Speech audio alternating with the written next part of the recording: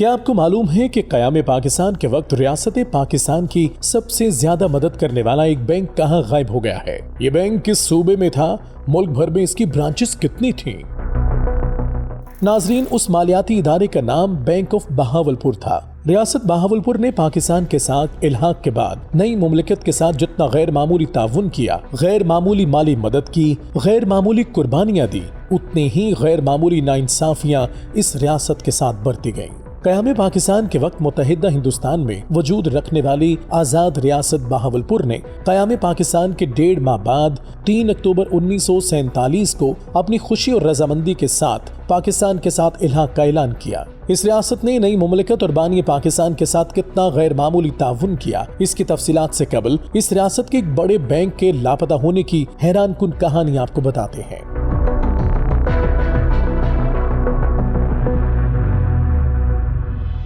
रियासत बहावलपुर की मलकियत bank of Bahawalpur एक नामवर तारीखी बैंक था जिसकी माली हैसियत बहुत मजबूत थी। एक ऐसे वक्त में जब तकसीम के वक्त नई आज़ाद रियासत पाकिस्तान को माली हिस्सा देने में नाइंसाफी बरती गई, बैंक ऑफ बहावलपुर ने माली मुश्किलात में गैर मामूली किरदार अदा किया। जिस वक्त मुल्की खजाना खाली था तो बैंक ऑफ बहावलपुर ने पाकिस्तान की करेंसी की जमानत दी और उसने पाकिस्तान के सरकारी मुलाजमीन को तनख्वाहें फराहम की। बानी पाकिस्तान ने नवाब ऑफ बहावलपुर की उन खिदमात को खूब सराहा। नवाब ऑफ बहावलपुर और बानी पाकिस्तान कायद-ए-आज़म मोहम्मद अली जिन्नाह के दरमियान मुआहिदे में तय पाया था कि खारजा, दिफा और करेंसी के अमूर वफाक के पास होंगे, जबकि बाकी मामलात और इख्तियारात बहावलपुर और उसकी अवाम के पास रहेंगे। नवाब ऑफ बहावलपुर पाकिस्तान की माली इमदाद करते रहे। उस वक्त बहावलपुर को एक अलग सूबे का स्टेटस हासिल था, लेकिन 1970 में जब 1 यूनिट का खात्मा हुआ तो नवाब ऑफ बहावलपुर के रजामंदी हासिल किए बगैर बहावलपुर सूबे का स्टेटस खत्म करके उसे तख्ते लाहौर के सपुर्द कर दिया गया। इतनी बड़ी नाइंसाफी पाकिस्तान की तारीख में मुनफरद और अफसोसनाक वाकया है। एक आज़ाद सूबे को दूसरे सूबे में जम कर दिया गया जो बानी पाकिस्तान के साथ किए गए मुआहिदे की संगीन खिलाफ वर्जी थी और इसकी खुद मुख्तारी खत्म कर दी गई।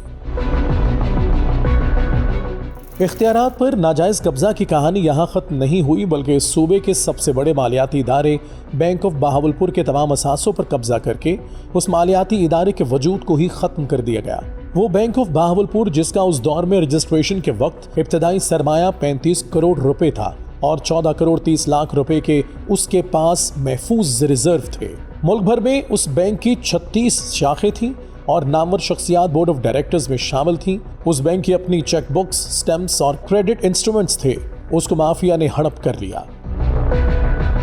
ये बैंक अगर कायम रहता तो स्टेट बैंक के बाद सबसे मजबूत माली इदारा होता। अब तक नाइंसाफियों का शिकार उस रियासत की इस वतन के लिए गैर मामूली खिदमात में से चंद एक पर नजर दौड़ाएं तो मालूम होगा कि नवाब सर सादिक ने अपनी फौज पाकिस्तान आर्मी में जम कर दी। कायद-ए-आज़म बतौर गवर्नर जनरल हलफ उठाने के लिए नवाब साहब की जाती कार में बैठकर तकरीब में शरीक हुए। कायद-ए-आज़म को क़याम पाकिस्तान से 3 दिन कबल बहावलपुर की 1st इन्फेंट्री बटालियन ने गार्ड ऑफ ऑनर और रॉयल सैल्यूट पेश किया। खजाना खाली होने पर नवाब सर सादिक मोहम्मद खान अब्बासी ने सरकारी मुलाजमीन की तनख्वाहों के लिए 7 करोड़ रुपए और बादजा 2 करोड़ रुपए, फिर 22,000 टन गंदम और महाजरीन के लिए 5 लाख रुपए डोनेट किए। नवाब ऑफ बहावलपुर की मलकियत कराची यानी मलीर में वाक़े शम्स महल जो 45 एकड़ पर वाक़े था, गवर्नर जनरल कायद-ए-आज़म की निजी रिहाइशगाह बना दिया गया।